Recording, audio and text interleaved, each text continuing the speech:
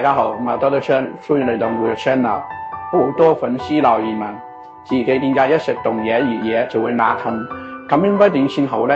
首先食嘢嗰陣牙痛好可能就係蛀牙嘅信號嚟㗎，要點樣處理？要睇翻個牙齒嘅具體情況。如果痛咗一陣就唔痛，例如啲凍嘢熱嘢一唔食就冇再痛，咁通常都係蛀牙同埋蛀到有牙髓嘅神經就係比較遲嘅階段。呢種情況係凍熱刺激令到牙神經敏感先至會痛。一般嚟講過翻隻牙就搞掂啦。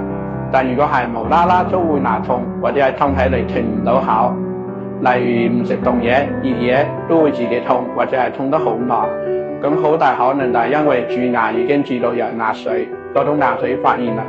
遇到咁嘅情況就一定要做杜牙根先至得啦。關注我，呵護你嘅口腔健康。